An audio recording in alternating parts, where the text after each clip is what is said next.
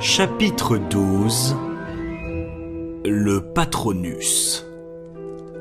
Harry savait qu'Hermione n'avait eu que de bonnes intentions en agissant ainsi, mais il ne pouvait s'empêcher de lui en vouloir. Pendant quelques heures, il avait été l'heureux propriétaire du meilleur balai du monde, et à présent, à cause d'elle, il ne savait plus s'il le reverrait un jour. Il était absolument sûr que l'éclair de feu fonctionnait à merveille, mais dans quel état serait-il après avoir subi toute une série de contresorts? Ron aussi était furieux contre Hermione. Pour lui, démonter un éclair de feu flambant neuf constituait un véritable sacrilège. Hermione, convaincue d'avoir agi pour le mieux, évita désormais la salle commune. Harry et Ron pensèrent qu'elle avait dû se réfugier dans la bibliothèque et n'essayèrent pas d'aller la chercher. Finalement, ils ne furent pas mécontents de voir revenir les autres élèves de l'école quelques jours après le nouvel an. Très vite, la tour de Gryffondor retrouva sa foule et son agitation habituelle. Dubois vint voir Harry la veille de la rentrée. « Tu as passé un bon Noël ?» demanda-t-il. Puis, sans attendre la réponse, il s'assit et ajouta à voix basse. « J'ai réfléchi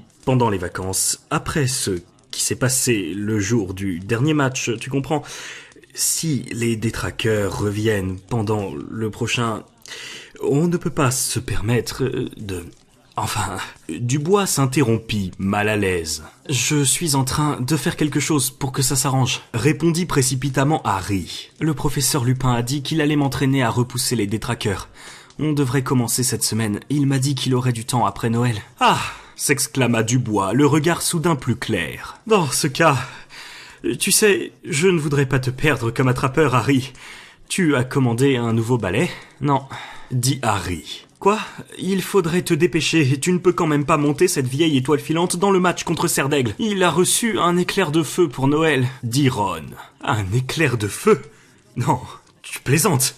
Un vrai éclair de feu ? Ne t'énerve pas, Olivier, » dit sombrement Harry. « Je ne l'ai plus, il a été confisqué. » Il lui raconta alors toute l'histoire. « Le balai aurait été ensorcelé ?» s'étonna Dubois. « Qui aurait fait ça ?»« Sirius Black, » répondit Harry d'une voix lasse. « Il paraît qu'il veut ma peau, et McGonagall pense que c'est peut-être lui qui me l'a envoyé. Mais Black n'aurait jamais pu acheter un éclair de feu, il est en fuite et tout le pays est à ses trousses.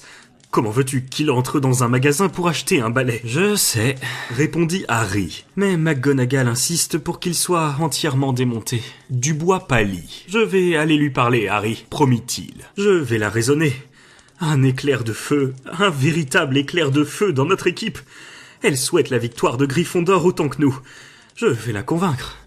Un éclair de feu. » Les cours reprirent le lendemain. Passer 2 heures dans le parc par une matinée glaciale de janvier n'avait rien de très séduisant, mais Hagrid avait eu l'idée de divertir ses élèves en allumant un feu de joie plein de salamandres. Le cours, plus amusant qu'à l'ordinaire, consista à ramasser du bois sec et des feuilles pour entretenir les flammes, à la plus grande joie des reptiles qui se délectaient à courir et sauter sur le tas de bûches brûlantes. En revanche, le premier cours de divination du nouveau trimestre se révéla beaucoup moins réjouissant. Le professeur Trelawney leur apprenait à présent à lire les lignes de la main, et elle ne tarda guère à informer Harry qu'il possédait la ligne de vie la plus courte qu'elle eût jamais vue. Harry avait hâte de retourner en cours de défense contre les forces du mal. Après sa conversation avec Dubois, il voulait apprendre le plus vite possible à se défendre contre les détraqueurs. « Ah !» « Oui, » dit Lupin lorsque Harry vint le voir à la fin du cours pour lui rappeler sa promesse. « Voyons, 8 heures du soir jeudi, ça vous convient ? La salle d'histoire de la magie devrait être suffisamment grande.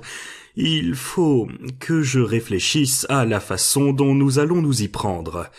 Nous ne pouvons pas faire venir un vrai détraqueur au château pour nous entraîner. »« Il a toujours mauvaise mine, tu ne trouves pas ?» dit Ron sur le chemin de la grande salle où il se rendait pour aller dîner. « Qu'est-ce qu'il a à ton avis ?»« Non mais vraiment !» lança quelqu'un derrière eux. C'était Hermione. Elle était assise au pied d'une armure et rangeait des livres dans son sac plein à craquer qu'elle n'arrivait pas à refermer. « Non mais vraiment quoi ?» dit Ron avec mauvaise humeur. « Rien !» dit Hermione d'un ton hautain en hissant son sac sur son épaule. « Pourquoi tu dis non mais vraiment au moment où je me demande ce qu'a Lupin ? C'est évident, non ?» répliqua Hermione avec une expression exaspérante de supériorité. « Si tu ne veux rien nous dire, ne dis rien !» grogna Ron. « Très bien, dit Hermione d'un air dédaigneux en s'éloignant dans le couloir. Elle n'en sait pas plus que nous, dit Ron. Elle voudrait simplement qu'on recommence à lui parler. À 8h, le jeudi soir, Harry quitta la tour de Gryffondor pour se rendre dans la salle d'histoire de la magie. Lorsqu'il arriva, la salle était vide et plongée dans l'obscurité. Il alluma les lampes d'un coup de baguette magique et attendit. 5 minutes plus tard, le professeur Lupin entra dans la classe avec une grande caisse en bois qu'il posa sur le bureau. « Qu'est-ce que c'est que ça ?» demanda Harry. « Un autre épouvantard », répondit Lupin en enlevant sa cape. « J'en ai cherché dans tout le château depuis mardi dernier et heureusement, j'ai fini par en trouver un dans l'armoire de Rusard. C'est ce qui peut se rapprocher le plus d'un vrai détraqueur. Quand il vous verra, l'épouvantard va prendre l'aspect d'un détraqueur et nous pourrons donc nous entraîner sur lui. Quand on ne s'en servira pas, je le garderai dans mon bureau. » « D'accord, » dit Harry en essayant de cacher son appréhension. Le professeur Lupin sortit sa baguette magique et fit signe à Harry d'en faire autant. « Le sortilège que je vais vous enseigner, Harry, est un acte de magie très avancé qui dépasse de très loin le niveau de la sorcellerie de premier cycle. On l'appelle le sortilège du Patronus. » « Comment ça marche ?» demanda Harry avec inquiétude. « Si le sortilège se déroule normalement, vous verrez apparaître un Patronus, c'est-à-dire une sorte d'anti-détraqueur, un protecteur qui jouera le rôle de bouclier entre vous et le détraqueur. » Harry s'imagina blotti derrière un être de la taille de Hagrid brandissant une énorme massue. « Le Patronus, » poursuivit le professeur Lupin, « représente une force positive, une projection de tout ce qui sert de nourriture au détraqueur, l'espoir, le bonheur, le désir de vivre. Mais, à l'inverse des humains, le Patronus ne peut pas ressentir de désespoir, et le détraqueur ne peut donc pas lui faire de mal. Je dois cependant vous avertir, Harry, que ce sortilège est peut-être trop complexe pour vous. De nombreux sorciers hautement qualifiés ont des difficultés à le mettre en pratique. »« À quoi ressemble un Patronus ?» demanda Harry. « Chacun est unique. Il change de forme selon le sorcier qui le fait apparaître. »« Et comment le fait-on apparaître ?» En prononçant une incantation qui ne produira son effet que si vous vous concentrez de toutes vos forces sur un souvenir particulièrement heureux. Harry chercha les souvenirs les plus heureux de sa vie. De toute évidence, rien de ce qui lui était arrivé chez les Dursley ne pouvait en faire partie. Après un moment de réflexion, il choisit le premier jour où il s'était envolé sur un balai. « Je suis prêt, » dit-il en s'efforçant de se rappeler le plus précisément possible la merveilleuse sensation qu'il avait éprouvée quand il s'était élevé pour la première fois dans les airs. Voici l'incantation qu'il faut prononcer. Lupin s'éclaircit la gorge et dit « Spero Patronum. »« Spero Patronum. » répéta Harry à mi-voix. « Spero Patronum. » Vous êtes bien concentré sur votre souvenir. « Oh oui, » répondit Harry en ramenant ses pensées sur ce premier vol en balai. « Spero Patrono. Non, Patronum, excusez-moi. Spero Patronum. Spero Patronum. » Quelque chose jaillit alors de l'extrémité de sa baguette magique, comme une fumée argentée. « Vous avez vu ?» s'exclama Harry, enthousiaste. « Ça a marché !»« Très bien !» dit Lupin en souriant. « Vous êtes prêt à essayer sur un détraqueur ?»« Oui !» dit Harry, la main crispée sur sa baguette. Il essaya de se concentrer sur le vol du balai, mais quelque chose d'autre essayait de détourner son attention. À tout instant, la voix de sa mère pouvait à nouveau retentir dans sa tête. Mais il ne devait surtout pas y penser, sinon il l'entendrait vraiment et il ne le voulait surtout pas.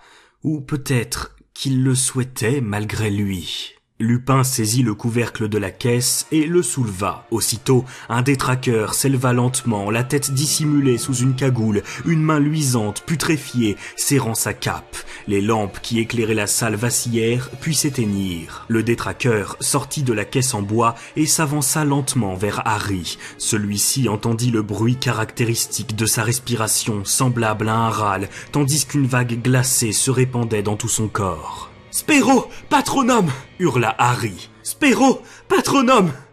Spero ! Mais le détraqueur et toute la salle autour de lui semblaient se dissoudre. Harry se sentit une nouvelle fois happé par un brouillard blanc et épais. La voix de sa mère, plus puissante que jamais, résonna dans sa tête. « Non, pas Harry ! Je vous en supplie, je ferai ce que vous voudrez. Pousse-toi, idiote. Allez, pousse-toi.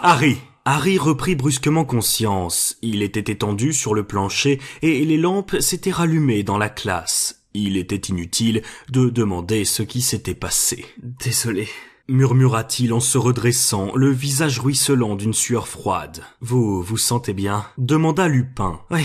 Harry se releva en s'accrochant à l'une des tables et s'appuya dessus pour se maintenir debout. Tenez, Lupin lui donna un choco-grenouille. Mangez ça. Ensuite, on recommencera, dit-il. Je ne m'attendais pas à ce que vous réussissiez du premier coup.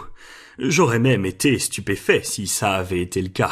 C'est de pire en pire, marmonna Harry en croquant la tête de la grenouille. Cette fois, j'entendais ma mère encore plus fort.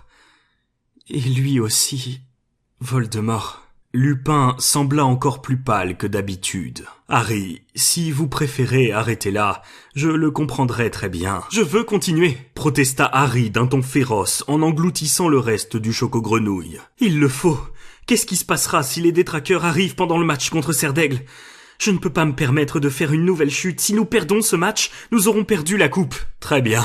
Dans ce cas, dit Lupin, peut-être faudrait-il vous concentrer sur un autre de vos souvenirs heureux. Celui-ci ne semble pas être suffisamment intense. Harry réfléchit un moment et décida que le moment où Gryffondor avait remporté la Coupe des 4 Maisons l'année dernière était véritablement un très heureux souvenir. Il serra à nouveau les doigts sur sa baguette magique et s'avança au milieu de la salle. « Prêt ?» dit Lupin en posant les mains sur le couvercle de la boîte. « Prêt ?»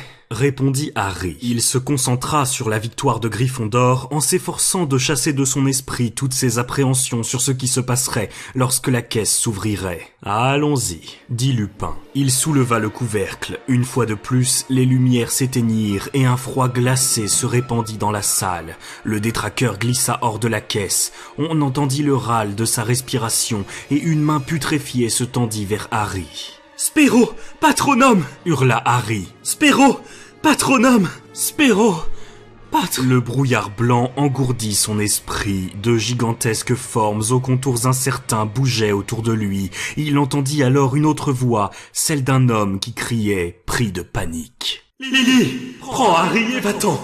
C'est lui. Va-t'en, cours. Je vais le retenir. » Quelqu'un qui trébuchait, une porte qui s'ouvrait à la volée. Le gloussement d'un rire suraigu. « Harry, réveillez-vous. » Lupin tapotait vigoureusement les joues de Harry. Cette fois-ci, Harry mit plus longtemps à comprendre pourquoi il était étendu sur le parquet poussiéreux d'une salle de classe. « J'ai entendu mon père, » bredouilla-t-il. « C'est la première fois que j'entends sa voix. Il a essayé d'affronter Voldemort tout seul pour donner le temps à ma mère de s'enfuir. » Harry se rendit soudain compte que des larmes se mêlaient à la sueur qui ruisselait sur son visage. Il se pencha pour s'essuyer avec un pan de sa robe de sorcier en faisant semblant de relasser sa chaussure pour que Lupin ne le voie pas pleurer. « Vous avez entendu James ?» dit Lupin d'une voix étrange. « Oui, » dit Harry en relevant la tête. « Pourquoi vous connaissiez mon père ?»« Oui, en effet, » dit Lupin. « Nous étions amis quand nous étions élèves à Poudlard. Harry, je crois que nous ferions bien d'en rester là pour ce soir. Ce sortilège est beaucoup trop complexe. Je n'aurais jamais dû essayer de vous l'apprendre. »« Si !» s'exclama Harry en se relevant. « Je veux essayer encore une fois. Je ne me concentre pas sur des souvenirs suffisamment heureux, voilà tout. » Attendez, il fouilla sa mémoire à la recherche d'un souvenir heureux, vraiment très heureux, un souvenir qui pourrait se transformer en un puissant Patronus. Le moment où il avait découvert qu'il était un sorcier et qu'il allait quitter les Dursley pour aller faire ses études à Poudlard. Si ce souvenir-là n'était pas heureux, aucun autre ne pourrait l'être. Harry se concentra de toutes ses forces pour essayer de faire renaître en lui le bonheur qu'il avait éprouvé en apprenant qu'il allait échapper à Privet Drive. « Prêt ?» dit Lupin qui ne semblait pas très enthousiaste à l'idée de renouveler l'expérience. « Vous êtes bien concentré. Allons-y. » Il souleva le couvercle pour la 3e fois et le détraqueur se dressa. Les lumières s'éteignirent, le froid se répandit. « Spéro, patronum !» hurla Harry. « Spéro, patronum !» Spyro, patronum !» Les cris avaient recommencé à résonner dans sa tête, mais cette fois, c'était comme s'ils provenaient d'une radio mal réglée. Leur intensité diminuait, augmentait, diminuait à nouveau. Harry voyait toujours le détraqueur qui s'immobilisa tout à coup. Alors, une immense ombre argentée jaillit de la baguette magique de Harry et flotta dans l'air entre le détraqueur et lui. Harry avait l'impression que ses jambes s'étaient liquéfiées, mais il tenait toujours debout. Pour combien de temps encore, il ne le savait pas. « Ridiculus !» rugit Lupin en se précipitant. Il y eut un craquement sonore et le Patronus de Harry se volatilisa en même temps que le détraqueur. Harry se laissa tomber sur une chaise, les jambes tremblantes, comme s'il venait de courir plusieurs kilomètres. Du coin de l'œil, il vit le professeur Lupin obligé à rentrer dans sa caisse l'épouvantard qui avait repris la forme d'une sphère argentée. « Excellent !» s'exclama Lupin. « Bravo, Harry, c'était un très bon début. On peut faire un nouvel essai ? Justin ? » « Non, pas maintenant, » répondit fermement Lupin. « Ça suffit pour ce soir. Tenez. » Il donna à Harry une grande barre du meilleur chocolat de chez Honedux. « Mangez tout, sinon Madame Pomme-Fraîche sera furieuse contre moi. On recommence à la même heure la semaine prochaine. »« D'accord, » dit Harry. Il croqua un morceau de chocolat pendant que Lupin éteignait les lampes qui s'étaient rallumées lorsque le détraqueur avait disparu. Une pensée traversa alors l'esprit de Harry. « Professeur Lupin, » dit-il, « si vous avez connu mon père, vous avez dû connaître aussi Sirius Black. » Lupin se tourna vivement vers lui. « Qu'est-ce qui vous fait croire ça ?» dit-il sèchement. « Rien. Je sais simplement que eux aussi étaient amis quand ils étaient à Poudlard. » Lupin se détendit. « Oui, » dit-il, « je le connaissais. Ou plutôt, je croyais le connaître. Vous feriez bien d'y aller, Harry. Il est tard. » Harry sortit de la salle, avança dans le couloir et s'assit sur le socle d'une armure pour finir sa barre de chocolat. Il regrettait d'avoir parlé de Black à Lupin qui, de toute évidence, n'avait pas la moindre envie d'aborder le sujet. Harry repensa alors à sa mère et à son père. Il se sentait épuisé, étrangement vide, bien qu'il eût l'estomac plein de chocolat. Entendre répéter dans sa tête les dernières paroles prononcées par ses parents avant leur mort était une terrible épreuve, mais c'était aussi la première fois qu'il entendait leur voix depuis sa toute petite enfance. S'il voulait produire un Patronus efficace cependant, il devait renoncer à toute tentation de les entendre à nouveau. « Ils sont morts », se dit-il gravement. « Ils sont morts et entendre des échos de leur voix ne les fera pas revivre.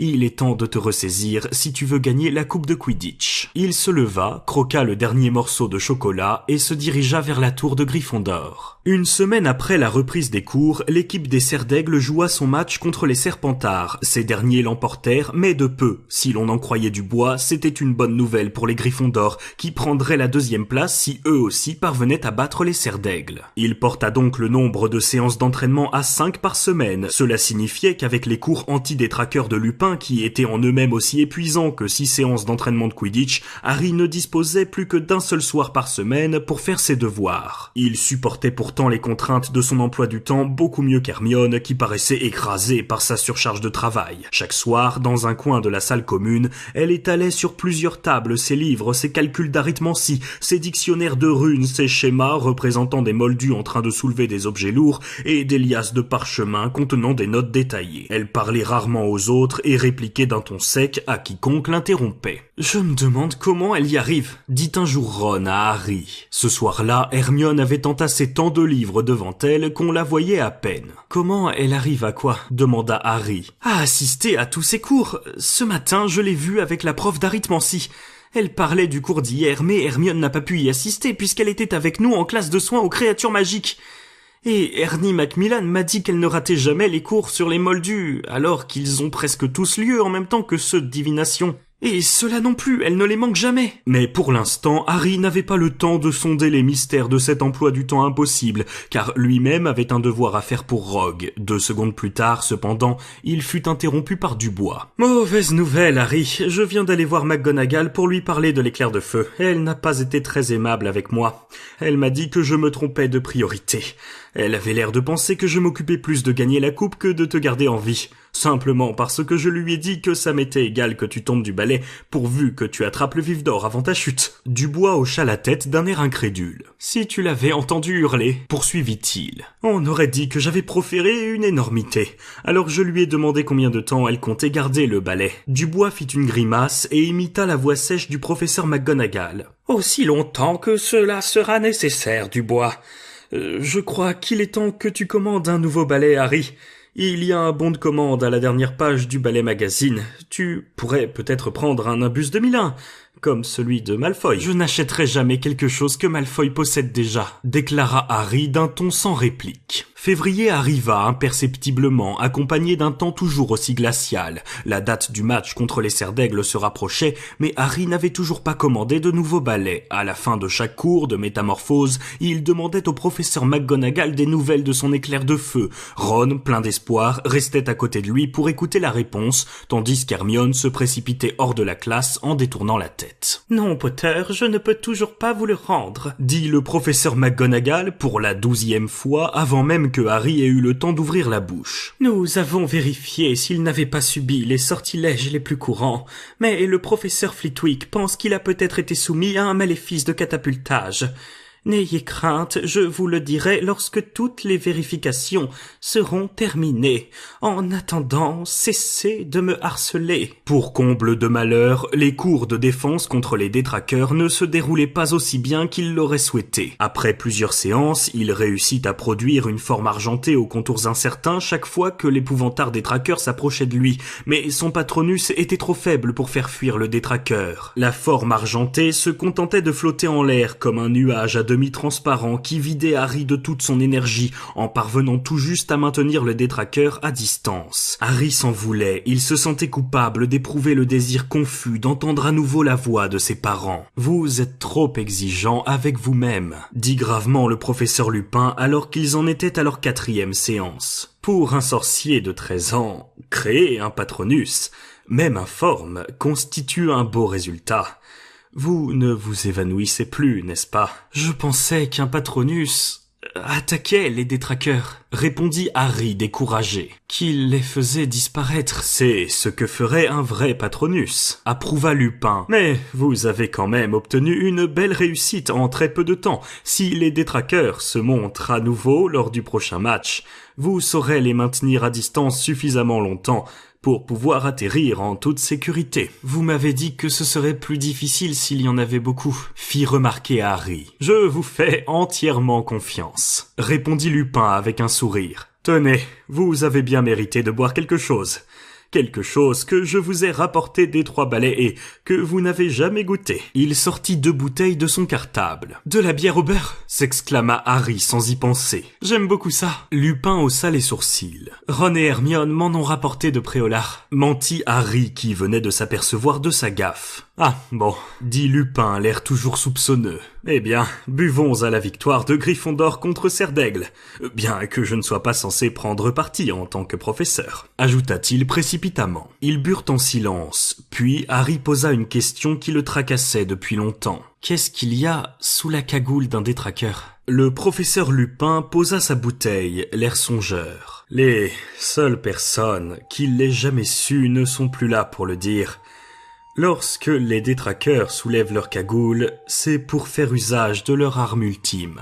Et qu'est-ce que c'est? Ça s'appelle le baiser du détraqueur, dit Lupin en esquissant un sourire. Ils le font subir à ceux qu'ils veulent détruire définitivement.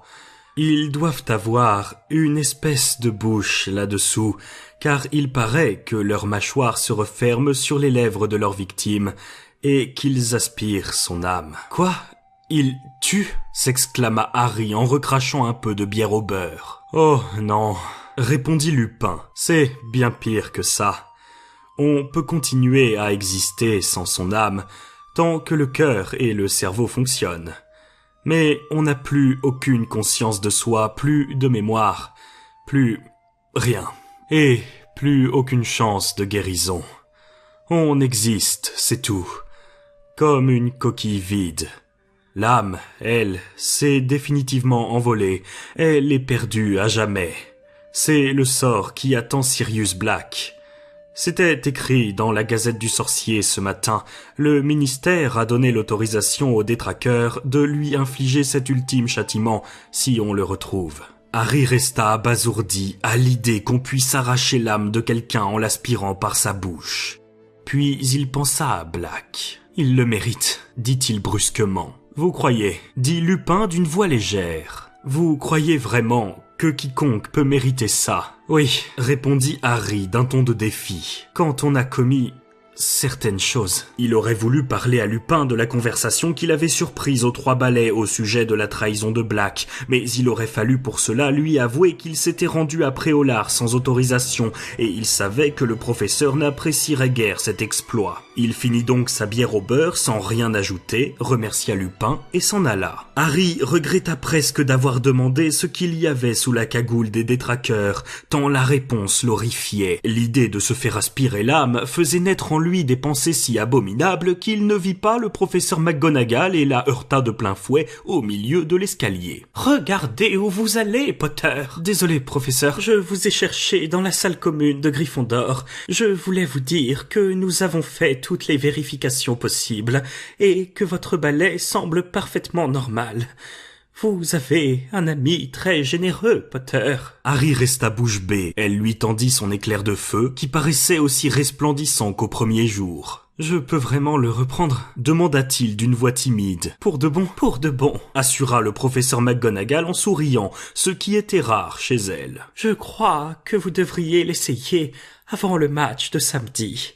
Dites-moi, Potter, vous ferez tout ce que vous pourrez pour gagner, n'est-ce pas ? Sinon, nous aurons perdu pour la 8e année consécutive, ainsi que me l'a aimablement fait remarquer le professeur Rogue. » Sans ajouter un mot, Harry reprit le chemin de la tour de Gryffondor, son éclair de feu dans les mains. Au détour d'un couloir, il aperçut Ron qui fonçait vers lui, en souriant d'une oreille à l'autre. « Elle te l'a rendu ! Parfait. Est-ce que je pourrais l'essayer demain ? » « Oui, quand tu voudras, » répondit Harry qui se sentait le cœur léger pour la première fois depuis 1 mois. « Tu sais, on devrait peut-être se réconcilier avec Hermione.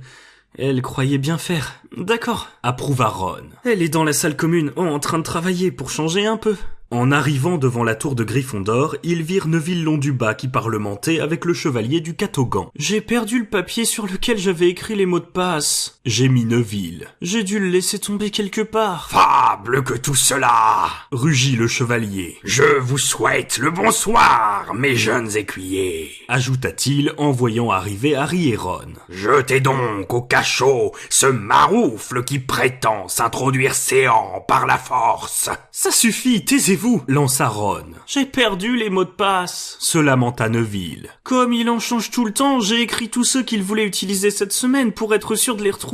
Mais je ne sais plus ce que j'ai fait de la liste. »« Palsambleu !» dit Harry au chevalier qui parut profondément déçu et libéra à contre-cœur l'ouverture donnant accès à la salle commune. Un murmure enthousiaste les accueillit et Harry se retrouva entouré par les élèves de Gryffondor qui poussaient des exclamations émerveillées en contemplant l'éclair de feu. « Où est-ce que tu l'as eu, Harry ? Tu me laisses l'essayer ? Tu l'as déjà monté ? Avec ça, les serres d'aigle n'ont plus aucune chance. Est-ce que je peux le toucher, Harry ?» 10 minutes plus tard, après que le balai fut passé de main en main, la foule des admirateurs se dispersa et Harry et Ron virent enfin Hermione. Penchée sur son travail, elle était la seule à ne pas s'être précipitée sur eux et elle évitait soigneusement leurs regards. Lorsque Harry et Ron s'approchèrent de sa table, elle consentit enfin à lever les yeux. « Je l'ai récupéré, » dit Harry avec un grand sourire en lui montrant l'éclair de feu. « Tu vois, Hermione, il était parfaitement normal, » dit Ron. « Il aurait pu ne pas l'être, » répliqua Hermione. « Au moins, maintenant, on est sûr qu'il n'est pas dangereux. »« Oui, sans doute, » dit Harry. « Je ferais bien d'aller le ranger. »«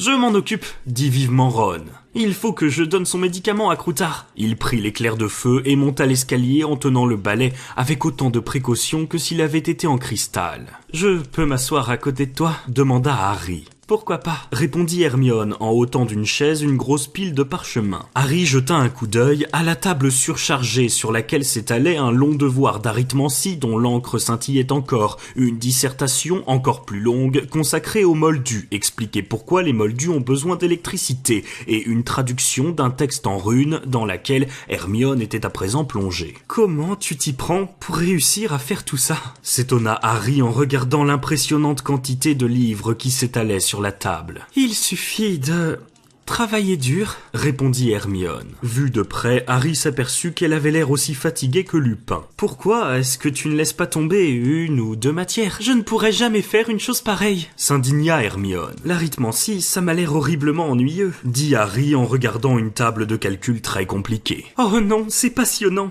c'est même ma matière préférée, c'est... Mais Harry ne sut jamais en quoi l'arithmancie était si passionnante.